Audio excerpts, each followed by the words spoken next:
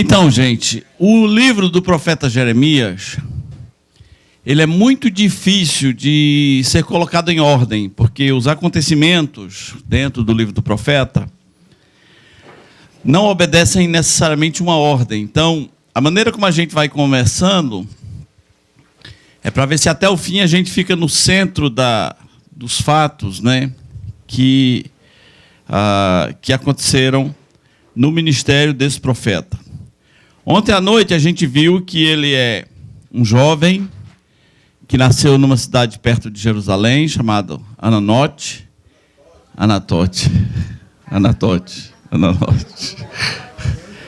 Ah, bom, né? Eu sempre disse Ananote, então vai ser Ananote. Não, mas tem as outras versões com Ananote, então é igual Coré e Corá, então... Pois é, não brigar por causa de 2 anos. Não brigar por causa de 2 anos. Vamos? Ok. Então, ele é chamado quando o rei Josias, que é uma referência sua, ele admira muito o rei Josias, ele foi chamado quando o rei Josias estava no governo há 13 anos. E era um período de muito declínio.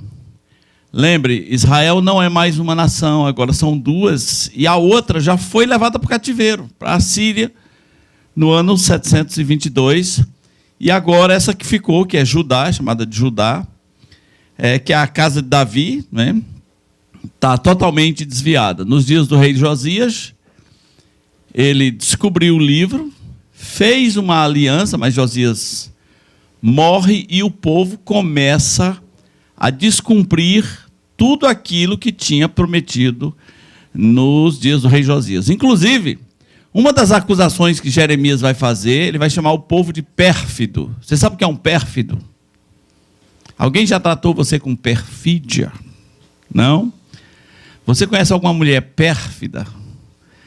Um pérfido é a pessoa que não cumpre os tratos. Pronto. Você conhece um bocado.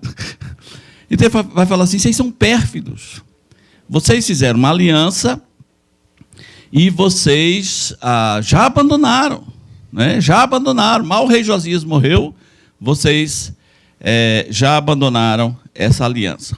Hoje, eu quero mergulhar um pouquinho nos sofrimentos do profeta e depois nós vamos ter uma pequena reflexão feita em pequenos grupos, mas nós vamos pensar sobre alguns dos seus sofrimentos. Em Jeremias 15, 7, nos dá uma ideia de como ele ficou um cara solitário. Ficou ele sozinho mesmo, sozinho contra as nações. Ele tem uns poucos amigos. Tem um eunuco chamado Ebed-Meleque, que é amigo dele. E tem o seu secretário, que é o Baruque. Né? Baruque é o cara que escreve tudo que Jeremias fala. Baruque é o cara que vai ler o que Jeremias falou na presença do rei. Ele leva o livro lá para ler o livro na presença do rei, e o rei fica com tanto ódio que queima o livro. Né? Mas ele, em geral, ele é um cara extremamente solitário.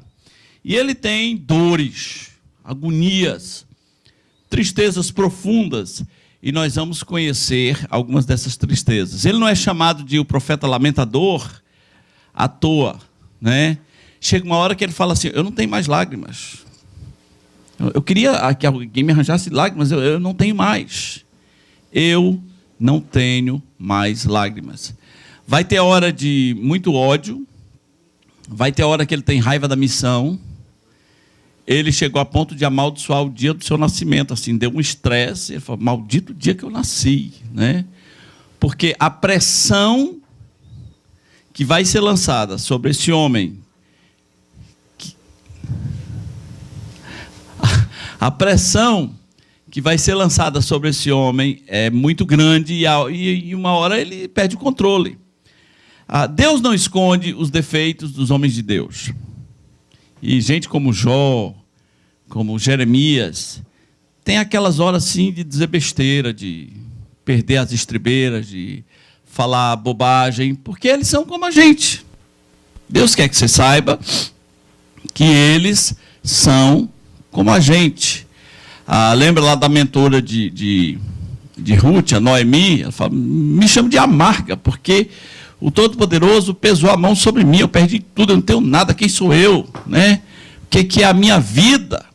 Então, às vezes, o pessoal perde a linha, né? Tipo você, assim, né? Que em algum momento da sua vida já reclamou mais do que devia, em algum momento da sua vida achou o seu fardo pesado demais. Então, Jeremias tem, sim, suas brigas com Deus, tem seus dilemas. Além do mais, ele sofre por ele ver no que o povo está se tornando. Só para você ter uma ideia, dois dos profetas contemporâneos de Jeremias são Ezequiel e Daniel. Esses, inclusive, foram levados. Jeremias não fica, né? Aliás, desculpa, ele não é levado. Lembra, o rei mandou um recado, falou, o que você quer? Ele disse para os invasores, protejam esse cara, protejam Jeremias. Você quer ir para a Babilônia? Quer um DAS? Né? Você quer um cargo comissionado? Quer uma secretaria? Né? E o Jeremias prefere ficar. Mas lá na Babilônia, tem o Ezequiel. Para você ter uma ideia do nível de depravação, Deus deu uma visão a Ezequiel que foi da seguinte maneira. Ele disse, olha, veja o muro, abra um buraco na parede do templo e olha o que eles estão fazendo lá dentro.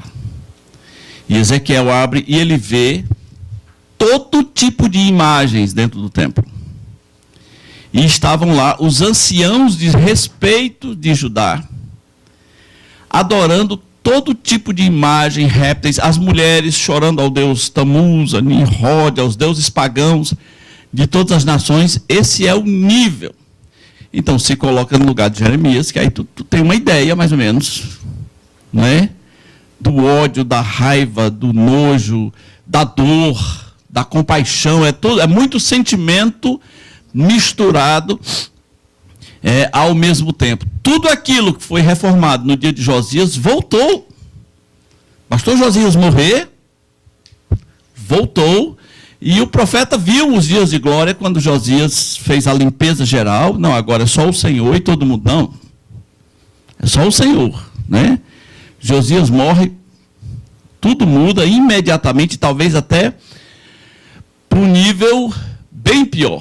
Os deuses babilônicos, os deuses egípcios, tudo está sendo adorado. E Jeremias é chamado exatamente no meio desse caos. E ele não vai ter boas-vindas, né? Ao mesmo tempo, ele sabe que todo mundo ali vai sofrer muito, porque quando a invasão acontecer, vai morrer muita gente, vai morrer crianças, as pessoas vão perder tudo. Ele está avisando as pessoas dessas coisas, e o pessoal não está nem aí, e ainda querem matá-lo, e ainda querem persegui-lo. Então nós vamos ver hoje vai ser mais leituras aqui, tá? Nós vamos ver alguns momentos de grandes sofrimentos do profeta. Então vamos abrir em Jeremias capítulo 4. Jeremias capítulo 4.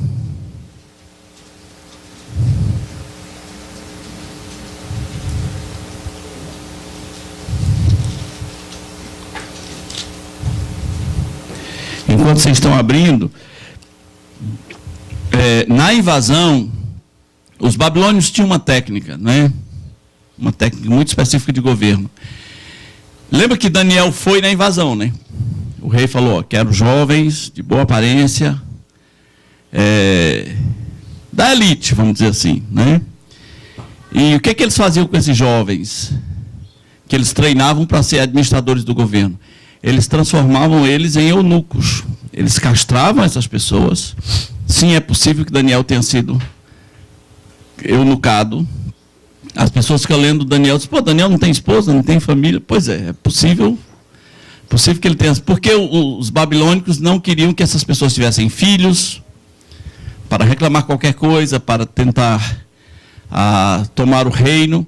Então Jeremias ficou dizendo, gente, vai ser horrível o que vai acontecer. Vai ser muito feio o que vai acontecer. E o povo não está nem aí. Absolutamente não está nem aí. Por outro lado, os falsos profetas estão com outra mensagem. Por isso que parece os dias de hoje. A mensagem dos falsos profetas é: não, gente, isso aqui é Jerusalém. Aqui tem o templo. Você acha mesmo que o templo será destruído? Ezequiel chega a dizer que o povo ficava na frente do templo dizendo assim: templo do Senhor, templo do Senhor. Se esse pessoal vivesse hoje, era mais ou menos assim: ó, Jerusalém é do Senhor Jesus. Aqui é terra de avivamento. Aqui é intocável. E Jeremias vai: hã? Aqui é o celeiro das nações. Aqui, né? Jeremias é um idiota. E Jeremias diz: olha, o templo não vai proteger vocês. O templo, inclusive, vai cair. O local de adoração vai ser retirado. Isso aqui vai virar um horror e ninguém o escuta. Absolutamente ninguém o escuta. Você pensa que depois que houve a invasão, depois que o rei veio e invadiu tudo, vocês pensam que eles ouviram Jeremias ainda? Você pensa que eles falaram assim: oh, Jeremias estava certo, né?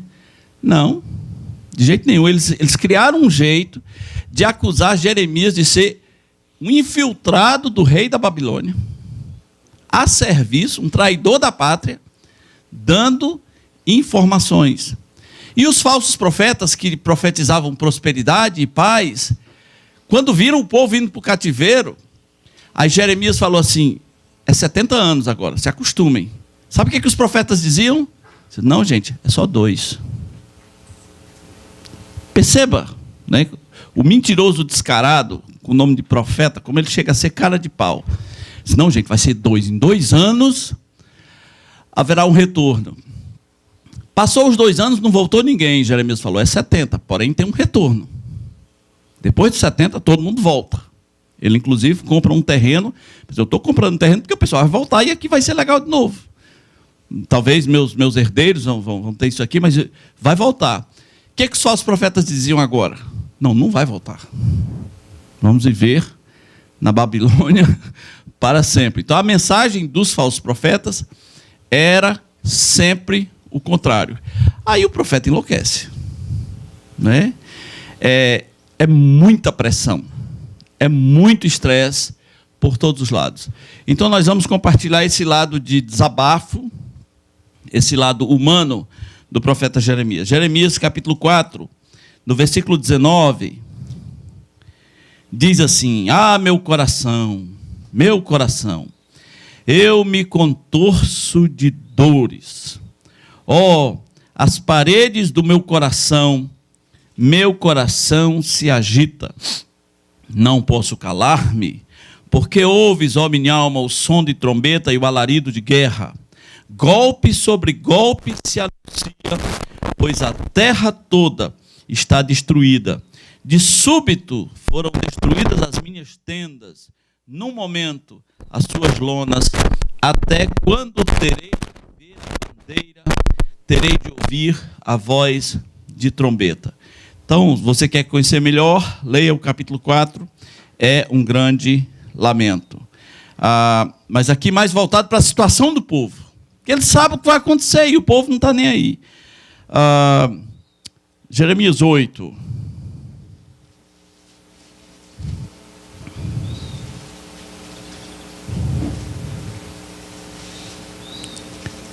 Versículo 21.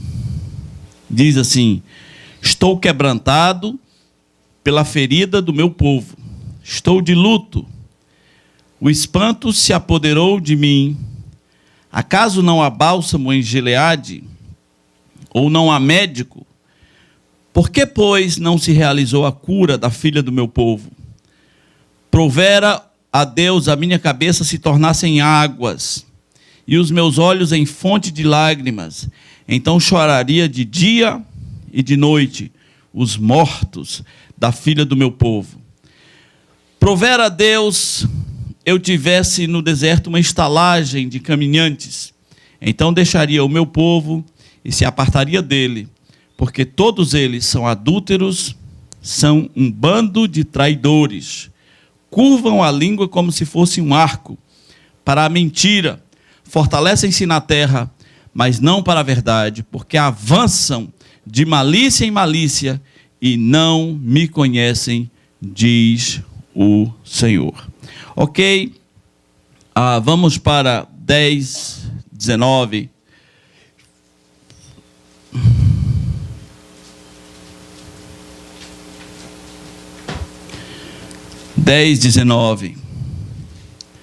Porque uma voz de pranto se ouve de Sião. Como estamos arruinados, estamos sobremodo envergonhados, porque deixamos a terra e eles É 19. Eu estou lendo 19. É tanto lamento, mas é 10, 19, onde eu vou ler, tá? Onde bater dá lamento aqui, né? Traz-me prata batida de Tarsis e ouro de Ufaz. Os ídolos são obras de artífices de mão de ourives. Não, querido, nós vamos ler aqui 10. Eu estou lendo 10, 9, é 10, 19. Também vocês me enlouquecem. Vocês me confundem. Ai de mim. Ai de mim por causa da minha ruína. É muito grave a minha ferida.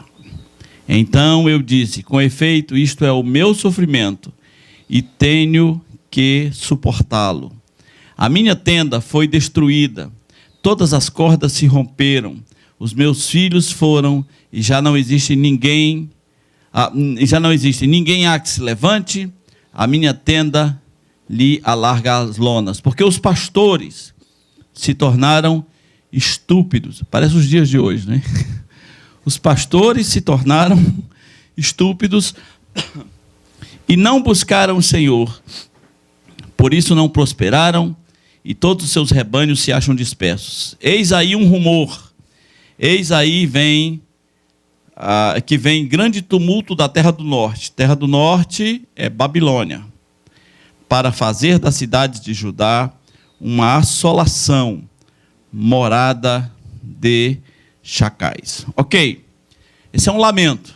Agora, ontem foi mencionado que Jeremias não casou, o que vai trazer a ele um outro sofrimento. No livro de Lamentações, porque tem um livro de Jeremias e tem um livro de Lamentações de Jeremias. Ele lamenta muitas coisas, mas ele diz assim, olha, bom é para o jovem suportar, bom é para o homem suportar o jugo da mocidade. Então, ele, mais do que ninguém, soube o que era o jugo da mocidade. Jugo da mocidade é quando você permanece em virgem e você não quer ser virgem. Né? Esse é o jugo da mocidade. Em primeiro lugar, entenda, é um jugo, é um peso. Mas não suportar traz consequências terríveis.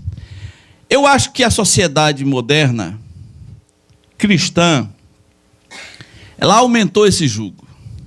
Porque como era que os cristãos do passado faziam quando entravam na maioridade? O que eles faziam? Eles casavam, não é? Entre na maioridade e diga para os seus pais que você quer casar. O que eles vão dizer? Você bebeu, né? Primeiro vai se formar, né? Aí você diz, formei! Agora eu quero casar. Você está maluco, rapaz? Vá fazer um mestrado, né? Fiz mestrado. Não, mas seguro mesmo, o doutorado está ganhando quanto? Quanto está ganhando um doutor, um professor doutor? Pois é, rapaz. O salário de mestrado é um salário de miséria. Você vai ganhar 9 mil, mais comissões. Vá fazer um doutorado. Aí você faz o doutorado. Aí você diz, agora eu vou casar. Não, você já tem casa?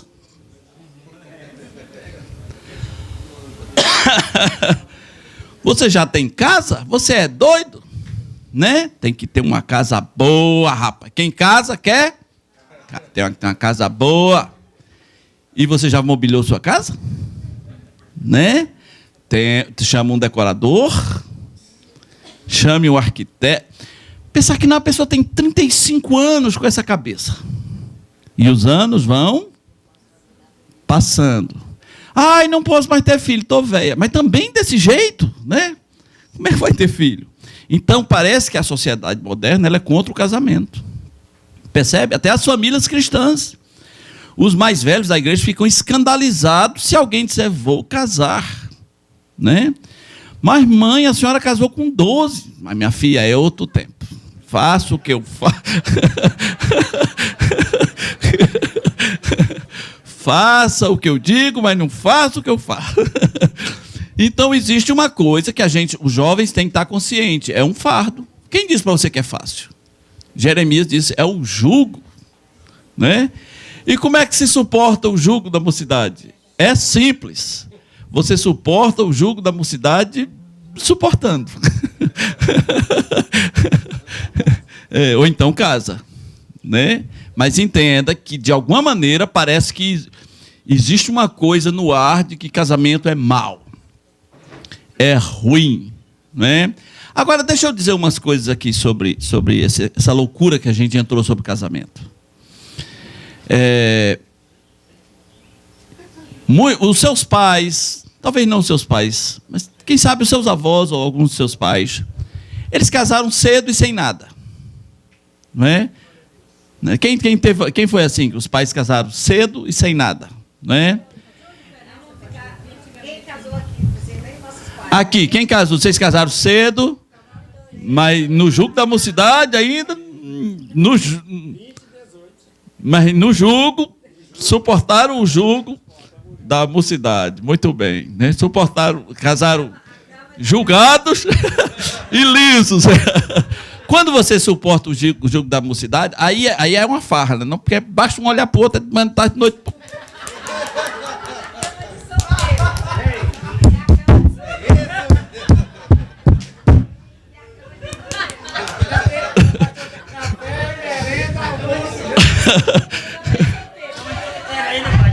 É só um código, né? Assim, tá pensando o que eu estou pensando? Né? Mas quando já esculambou tudo, não tem mais graça, porque né? Já experimentou, já pegou, já né? O jugo da mocidade tem uma vantagem, que é tipo assim, não vejo a hora de botar para quebrar tudo. Né? Então, Deus diz que é bom. Mas não, o jugo, pois é, o jugo é ruim, mas é bom. Deus diz, é bom suportar o jugo da mocidade. Não há regras mágicas. Não há regras mágicas, porque o que rola dentro de nós é biologia. Então não tem regras mágicas para um garoto de 17 anos, 18, né? 19, 20, 21, 22, 23, 24, 25. Não há regras mágicas. Né? Para homens, parece ser bem mais difícil. Né? Homens pensam em sexo 8 horas por dia. De alguma forma, de alguma maneira, eles relacionam sua vida a sexo cerca de 8 horas por dia. Há garotos que tiveram ereção no ventre da mãe. Ah, miserável. No ventre da mãe. Né? Na ultrassonografia estava lá uma coisa estranha, um ângulo de 90 graus. Esse é um tarado, né? Castração química, ok? Então, para homens, às vezes parece ser bem mais difícil, mas é melhor do que você entrar numa vida de casado onde não há novidades, né? Muitos homens estão se tornando viciados em pornografia, isso vai prejudicar o seu casamento. Uma das piores coisas que pode acontecer com moças hoje é casarem com um pornógrafo. Pornógrafo, sim, é esse cara viciado em pornografia. Porque o pornógrafo, e eu estou falando para problemas do nosso tempo, o pornógrafo tem um problema, o mundo real não o satisfaz. O que o satisfaz chega nesse nível. É o mundo virtual. Porque no mundo virtual tudo é fácil. Não tem chateações. Não tem TPMs. Não tem dias monstruais. E o cardápio é infinito. Né? Hoje eu quero só gorda. Então tá, tem gordas. Né? Asiáticas. Ruivas. Anã. Anã albina. Aí tem um lá no menu, grávida. Eu vou ver esse negócio de grávida. Então, esse cara ele já está doente. Quem esteve naquele retiro de jovens e na oficina do casamento, que eu dei a palestra até que a pornografia nos separe, é horroroso olhar para a coisa por dentro. E aí, mesmo alguns sendo supostamente virgens, mas ele vai entrar tão doente no casamento que é possível que o casamento dele não tenha chance, né? Há um fenômeno agora, homens de 30 anos impotentes. Homens de 30 anos. Diga, eu não recebo. Fale aí, homem.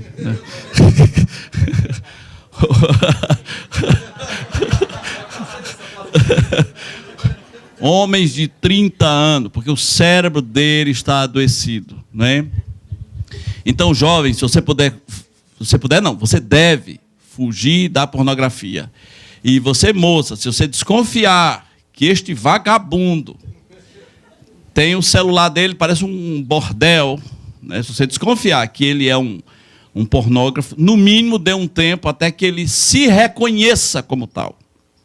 E que ele precisa de ajuda. Agora você fica pensando assim, mas o fardo, o jugo, porque Jeremias, além de tudo, ainda tinha isso, né? Então, você pensa assim, o jugo da mocidade é muito pesado. Tá bom, então que tal você no lugar de Jeremias? Né? Você pelo menos ainda tem a esperança de casar, você não tem uma nação inteira contra você, você não tem o povo da sua, sim, o pessoalzinho de Ananote queria matar ele também. O pessoal da família dele o perseguiu. Então, olha comigo, Jeremias 16. Jeremias 16, versículo 2. Alguém pode ler, por favor, com a sua voz. Não tomarás mulher, não terás filhos, nem filhas neste lugar. Simples assim, né? Mais direto é impossível. Não vai casar, Jeremias. Pelo menos neste lugar, não. Né? Não tomarás mulher neste lugar.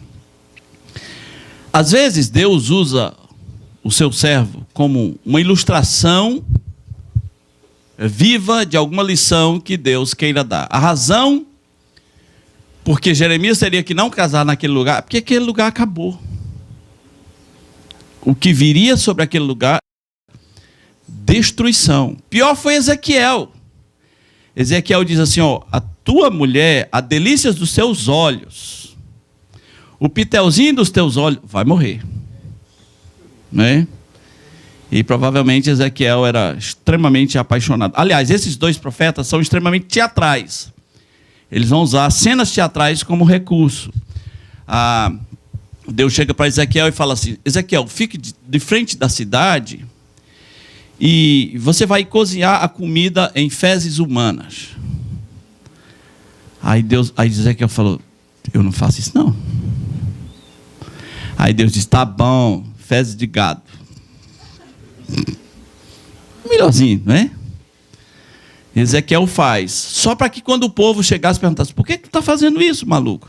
Isso aqui é vocês, isso aqui é o pecado de vocês, isso aqui é no que vocês se tornaram, né? Outra vez Deus chegou para ele e falou, tu vai dormir 360 dias de frente da cidade, no único lado do corpo. E o povo chegava e disse, o que tu está fazendo, maluco? Eu estou protestando contra o pecado de vocês, né? Então, às vezes, os profetas vão ser ilustrações vivas. Lembra Moisés no monte? É uma ilustração viva para nós. Só olhando para a terra, mas não pode entrar. Por quê? Porque perdeu o juízo um dia. Foi destemperado, irou-se além da conta. Lembra Paulo, o Senhor, dizendo, não vou retirar esse espinho na carne, porque a minha graça te baixa. Ele é uma ilustração viva para nós, de que há certos momentos em que precisamos apenas da graça de Deus. Então, Jeremias tem um jugo pesado, além de tudo, não vai casar. Agora imagine um jovem profeta, cheio dos hormônios, cheio das energias, e chega uma hora que os hormônios rimam com irritação. Né? Tem uma época da vida que está cheio dos hormônios e está... quero matar alguém. É meio é meio parecido. Então, esse é o Jeremias. É claro que esse homem vai lamentar. Vamos ver outras passagens em que ele parece que ele detesta a missão dele. Chega uma hora assim que ele tem... ele parece ter ódio da missão dele. Vamos para Jeremias 20. Talvez seja o mais dramático. Jeremias capítulo 20. Alguém pode ler aí, por favor, Jeremias 20. A minha versão usa a palavra persuadir. Eu quero saber o que a sua versão usa. Jeremias capítulo 20, versículo 7. Senhor, tu me persuadiste e eu fui convencido. Outros mais fortes do que eu me prevaleceste. Sou ridicularizado o dia todo. Todos zombam de mim. Tá, o persuadiste-me aí, talvez a sua versão usa... Tu me enganaste, tu me seduziste. Gente, esse não é um profeta que está de bem com a missão, pelo menos não hoje. Porque, lembre, às vezes você tem expectativa, Deus diz, vá lá, fala o povo. Ele pensa o quê? Que ele vai falar o povo e o povo vai se arrepender. Não aconteceu, não rolou, e ele pensa assim, Senhor, tu me enganaste. Essa versão aqui diz, me enganaste. O Senhor me enganou e eu fui seduzido. O que eu ganhei com isso? Eu sou ridicularizado o dia todo. Sim, ser ridicularizado às vezes faz parte da carreira cristã. Muitos crentes não conseguem viver com essa parte da vida cristã, de ser ridicularizado. Ele não consegue. Diga para um amigo seu que você é virgem, se é que você ainda é, né? Porque diz que o pessoal do G12 mudou o negócio do casamento. Agora a noiva espera o noivo no altar e o noivo entra acompanhado de 10 virgens. Eu falei, beleza, que mude o ritual. Quero saber onde é que arranja 10 virgens. Né? Esse é o problema. Pegou na infância, como é que é?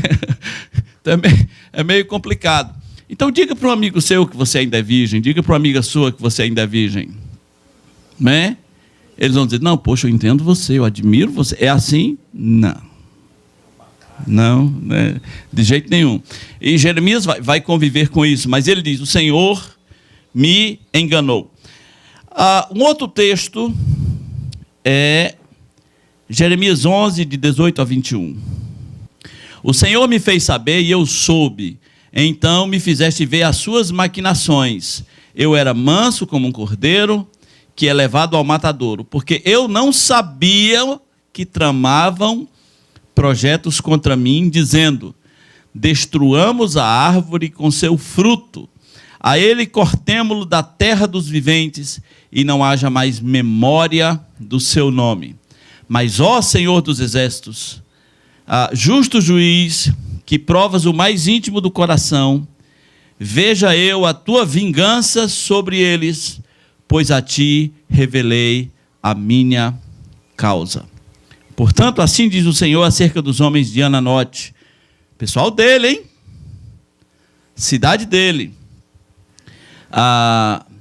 que procuram a tua morte e diz, não profetiza em nome do Senhor, para que não morras às nossas mãos. Isso aqui é o povo de Ananote que quer matá-lo. Você não ficaria bem? Seus amigos de infância querem matar você.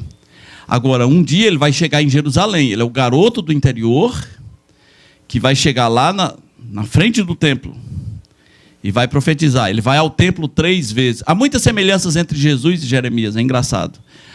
Ele vai, inclusive Jesus citou palavras de Jeremias. Aquele versículo que diz, e achareis descanso para vossas almas. Essa é uma expressão do profeta Jeremias. Mas o povo da sua cidade quer matá-lo. Esse cara não tem paz. Toda hora tem alguma coisa que tira a paz dele. Quem pode ler 12, de 1 a 6?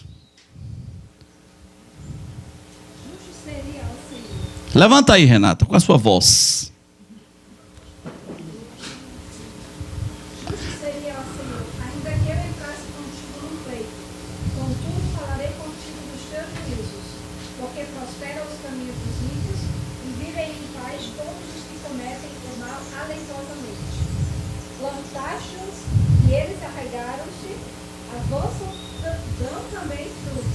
Chegando estás à sua boca, mas longe dos teus limites.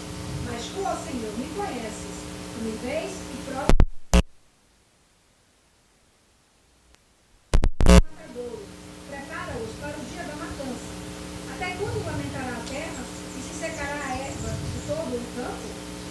ataque dos que habitam nela, perecem os animais e as aves. Porquanto dizem, ele não verá o nosso último fim. Se te fatigas, correndo com homens que vão a pé, como poderás competir com cavalos? Se tão somente numa terra de paz estão confiados, que farás na enchente do Jordão? Porque até os teus irmãos e a casa de teu pai, eles próprios serão deslealmente contigo. Eles mesmos clamam após ti em altas vozes. Não te fies neles, ainda que te digam coisas boas. Ok. Você nota que Jeremias está entrando no nível, já que ele já pede a vingança contra os inimigos. Assim, mata logo todo mundo, Senhor. Não é? Ou pelo menos aqueles que querem me matar. Cuida deles, mata eles. Já está nesse nível assim, de pedir vingança contra os inimigos. E para cada clamor desse, Deus tem uma resposta. Eu gosto desse 5, para você que está cansado de alguma coisa, que Deus diz assim: se te fatigas correndo com homens que vão a pé, como poderás competir com os que vão a cavalo? Né? Você está reclamando da sua vida agora, e quando vier momentos difíceis, quando vier novas fases do videogame da vida, né? Como é que vai ser? Tá cansadinho? Tá reclamandinho? Né? E quando você tiver com filhos e contas a pagar e esposa doente ou esposo doente e tribulações da vida, tá cansadinho agora? Tá cansadinho com os que correm a pé? E quando for para correr a cavalo, né? Como é que você vai estar? Capítulo 15, rapidinho, antes da gente fazer uma tarefa aqui em grupos. Veja o nível. No versículo 1 ele diz assim, ó, se tivesse aí Moisés e Samuel clamando, eu não ia nem atender. Tão brabo está o nível de pecado. Se tivesse aí Moisés e Samuel, Moisésinho, Samuelzinho, tivesse clamando, eu não ia atender. Né? O nível está muito baixo. Versículo 10. Ai de mim, minha mãe. Aqui eu acho que ele já está doido já. Ai de mim, minha mãe, porque depois me deste a luz.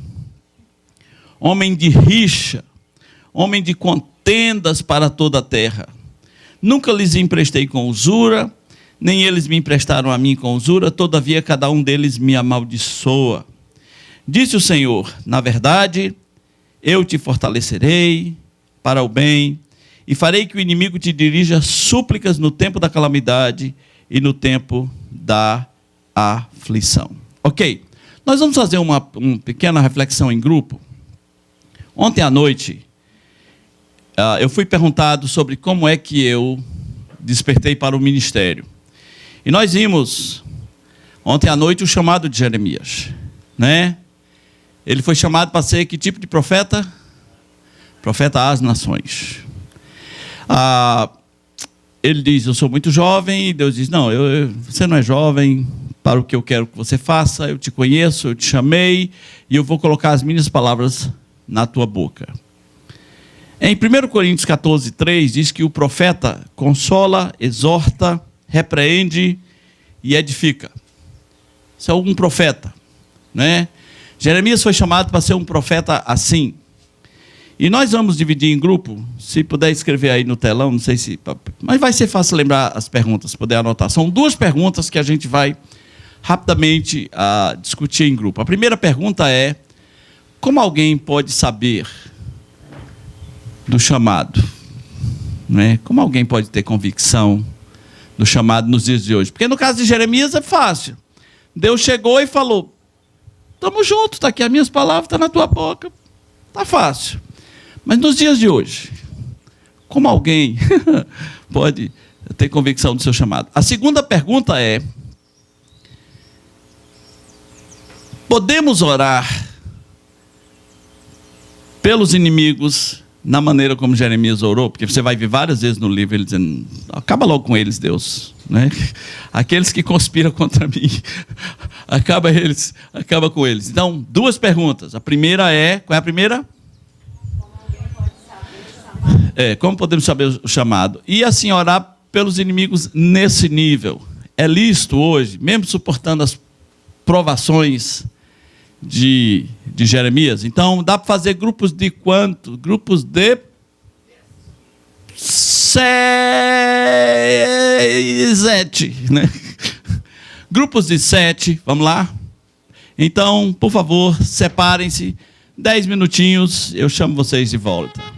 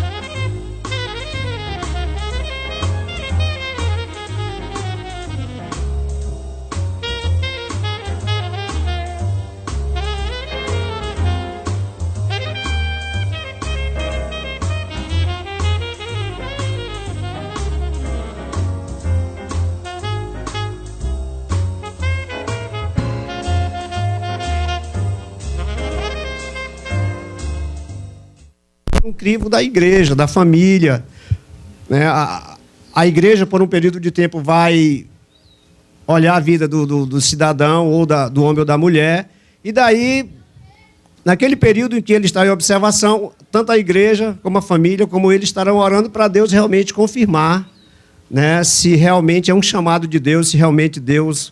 Porque tem muito picareta que diz que foi chamado, mas, na verdade, não passa nem pelo crivo da igreja. Então, o certo seria o que a Bíblia fala e o que Paulo fala a Timóteo, que impor as mãos sobre ele, a igreja, abençoar e enviar e dizer, não, a partir de hoje você é um pastor e missionário e assim vai. Aqui, porque tem um grupo aqui, né? Ah, porque estamos gravando aqui, tá? Bom dia, amada igreja. Bom, o nosso grupo aqui, né, das meninas e o Kevin, a gente chegou a duas conclusões que existem. E o Kevin. A gente chegou a duas conclusões de uma coisa que acontece de uma forma interna e outra externa. A interna é em relação assim ao desejo que Deus planta no nosso coração, e a gente entrou naquela questão de como saber se não é o nosso coração nos enganando. Eu acho que quando um chamado é do Senhor, primeiro ele tem que estar, nós achamos, né? Ele deve estar de acordo com o que a Bíblia fala, referente a essas qualidades, né, características da pessoa, e também aquilo te satisfaz de uma maneira plena. Ou seja, a nossa natureza humana, ela tenta nos levar para uma segurança. E a gente sabe que o ministério, principalmente esse de linha de frente, que foi que o senhor enfatizou, ele vai pedir muita dependência de Deus. Então, você olha para aquela situação, você vê que você não tem onde se agarrar ali, a não ser no Senhor, mas aquilo te satisfaz de uma maneira que um emprego não te satisfaria. Então, a gente vê que essa é uma confirmação de Deus no teu coração, no sentido de que, se eu não estiver naquilo, eu não vou estar completamente feliz no Senhor. E a segunda, que é a externa, a gente falou, se eu sou, digamos aqui, eu, Dani, eu estou debaixo da autoridade dos meus pais, eu estou debaixo da autoridade da minha igreja. Então, Deus, ele me chama para uma coisa, ele não vai me chamar para uma coisa que eu vou estar em rebeldia. Então, os meus pais, eles vão estar de acordo com aquilo, ou se eu sou casado, o meu marido vai estar de acordo com aquilo, nós vamos ter o mesmo chamado. Obrigada. Tá. E a segunda é, a igreja vai estar de acordo com aquilo. Tipo, fui chamada para ser pastora na IBM. Não está primeiro, já entra já é desqualificado na primeira, no sentido da Bíblia, que já não é a favor, já não é já não concorda com isso. E segundo a minha igreja, então eu vou estar debaixo de rebeldia. Então não é um chamado do Senhor para a minha vida, já que já desobedece esses dois princípios. E aí é isso aí. Eu estou me tremendo.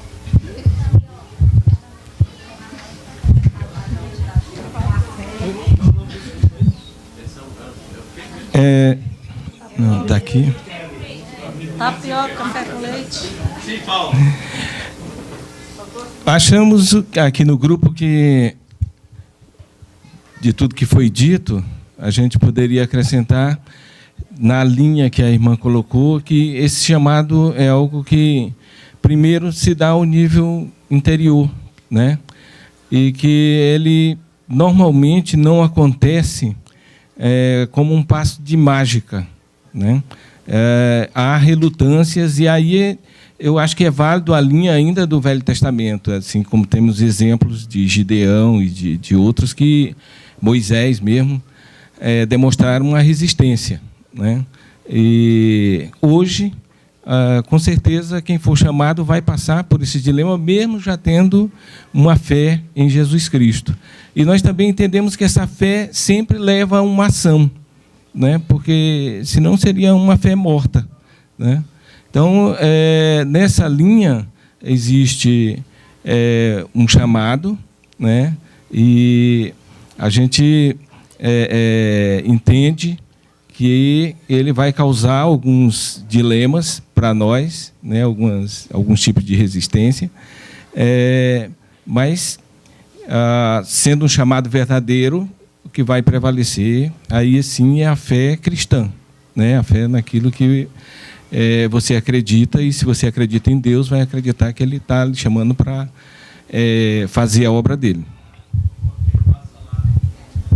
Para quem? Não, já tá. Não, estou com o neném. Eu não.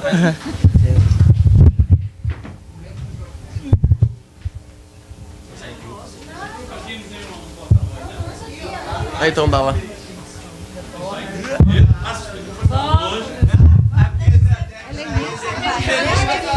Sua responsabilidade. É brincadeira, né?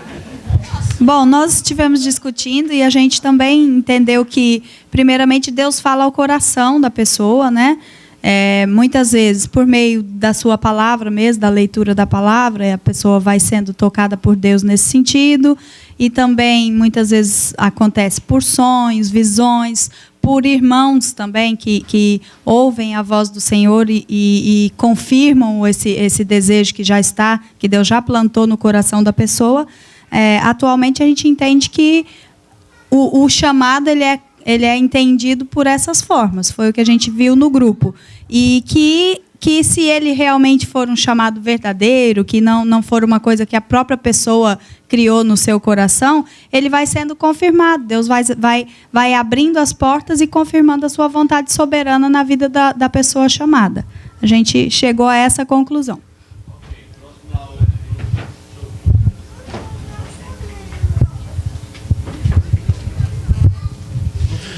Bom, na nossa discussão, a gente viu que chegou a uma conclusão que o chamado passa por 3 passos. O primeiro é o chamado pessoal, onde a pessoa sente o desejo de servir em alguma área dentro do corpo de Cristo. A segunda parte é quando a família confirma o chamado que a pessoa recebeu no sentido de que o cara foi chamado para ser pastor e dentro de casa ele não tem nenhum tipo de característica que apresente isso. Então, a família já vê que não existe nada que possa confirmar aquilo. De repente, o cara grita com a mãe dentro de casa, é desobediente, bate na mulher, sei lá, qualquer coisa do tipo. Então, tem que haver uma confirmação da família nesse sentido. E o terceiro é a confirmação da própria igreja.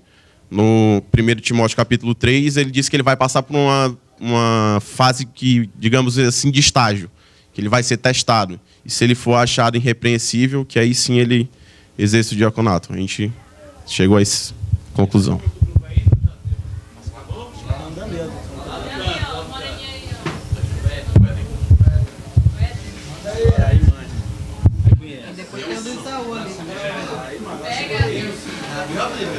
Bispo, irmãos,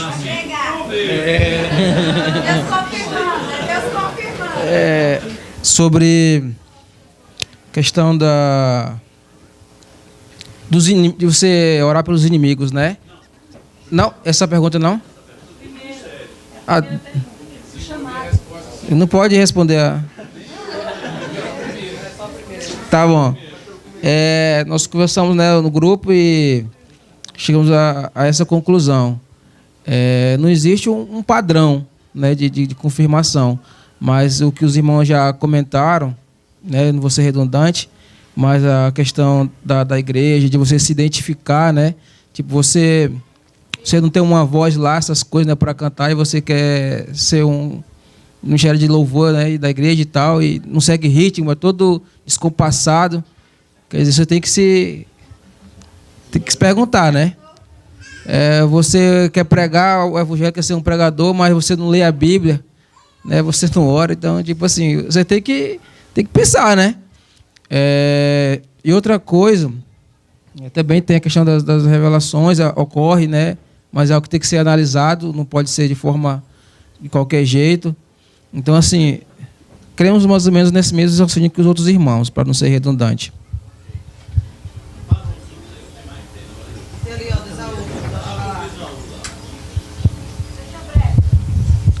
Oi. Vou dar de boa salva, ficar sentado aqui. A gente comentou aqui a respeito, acho que tudo ele repetiu, né? O irmão ali falou sobre a questão do chamado pessoal, né? Questão de ser chancelado pela igreja, que isso é importantíssimo. Eu também faço minhas palavras dele. Eu entendo que a pessoa que tem um chamado específico, que é para a linha de frente, primeiro que ela, ao longo da formação dela, talvez ela nem soubesse, mas Deus já foi colocando pessoas para ensinar ela, foi colocando situações, né? Assim como Moisés, ele passou por um treinamento, essa pessoa já foi treinada e nem sabia disso, né? Já passou por um longo período de treinamento, né? Provavelmente já tem apanhado, criado experiências de vida para aquilo que ele vai passar futuramente, né? Então, assim, o chamado pessoal, ele é muito, né, íntimo da pessoa. E eu continuo crendo, sim, que Deus fala através de visões, Deus fala através de pessoas, que a gente tem que ter o critério e cautela com relação a isso, porque eu já vi vários casos de pessoas, principalmente no meio que não é o nosso, né, que a pessoa simplesmente se levanta e diz que fulano vai ser pastor, que vai não sei para onde e tal, e acaba acontecendo uma desgraça na vida dele e dos familiares deles por conta disso. Mas o chamado, ele é pessoal. Eu lembro de um amigo, assim, um conhecido, hoje missionário, não é do nosso meio aqui, ele era professor e tal, e ele já sentia a vontade, Deus já falava com ele, aquela necessidade, ele sentia muita paz nisso, mas ele não queria necessariamente estar na linha de frente. Ele disse, não, eu não estou preparado assim como Jeremias, né, que se falava que era uma criança, né? E ele me contou uma vez uma situação que estava numa roda de amigos, todos descrentes, e ele fazia faculdade, era professor e papapá.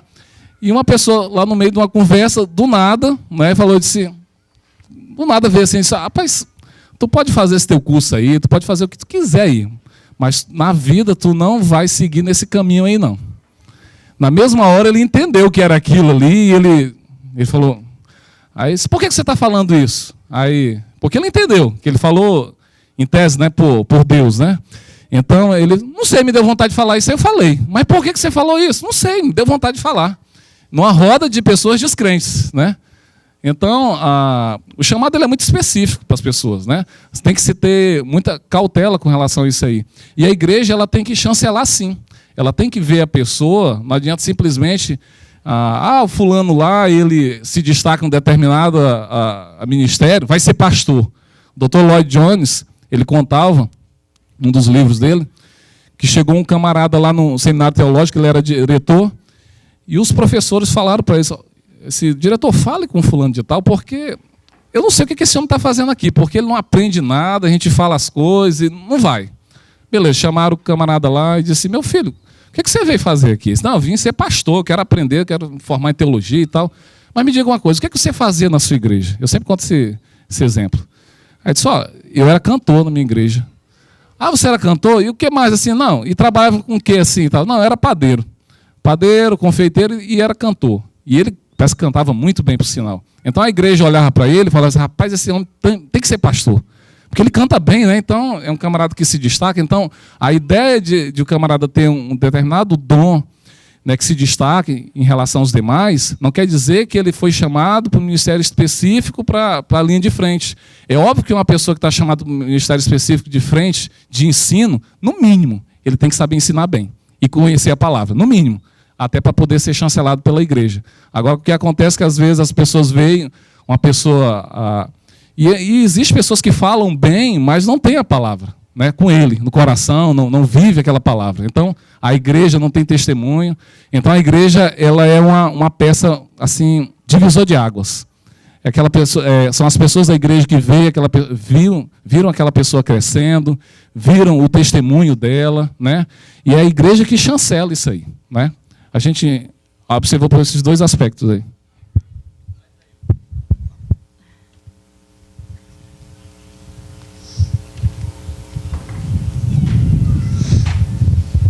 Então, a gente está fechando.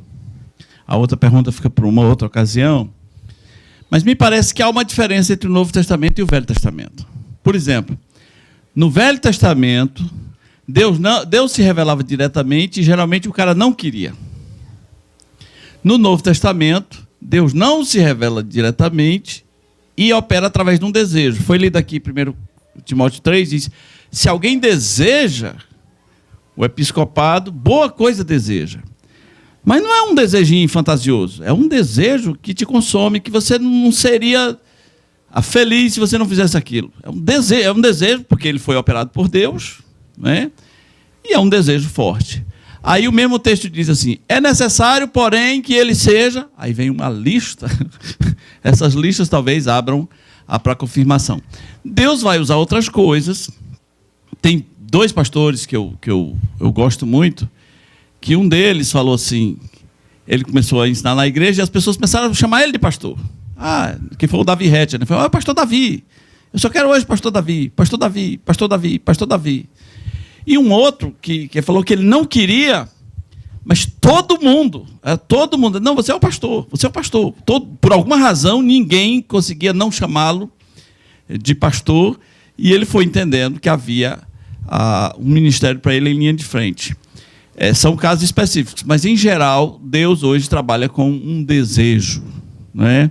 Foi perguntado na minha ordenação, como foi o seu chamado? Eu digo, olha, eu não tenho, tipo Paulo na estrada de Damasco, eu não tenho, não vi a luz, não aconteceu dessa maneira. Acredito, sim, em manifestações sobrenaturais, sim, talvez através de sonhos, qualquer coisa, sim, mas Deus trabalha um desejo no coração da pessoa e ele mesmo dá as capacidades. O que a gente tem que se livrar é dessas pragas que estão na cidade, desses profeta doido e essas profetisas de presídio e hospital, que ele chega lá no cara da facção, aí diz assim, olha, Deus mandou aqui para eu te dizer que ele tem uma grande obra na tua vida. Né? Que isso é a frase mais besta que existe, Deus tem uma grande obra na vida de todo mundo. Né? Mas o que o cara entende? Rapaz, eu vou ser pastor. Então ele sai de lá, ele não sabe nem onde é o livro de São Joaquim, ele não sabe nada da Bíblia. Aí ele já abre a catedral do não sei o quê, já tem um testemunho mirabolante, já tem uma loucura, e ele vai fazer mal a muita gente. Né? Porque nada disso é bíblico, essa coisa de ficar empurrando visões para os outros o tempo todo. Mas Deus trabalha um desejo. E eu acredito que o desejo de Deus vence no desejo. Né? Como no Velho Testamento, Deus venceu Moisés, Deus venceu a Jeremias. Ezequiel quis espernear, Deus diz, olha, você vai. Né? E eles saberão que esteve no meio deles um profeta. Então, se alguém aqui tem sido tocado por um desejo de Deus, então peça a direção de Deus, peça a confirmação das pessoas e queira ter os critérios de Deus para a sua vida. Amém?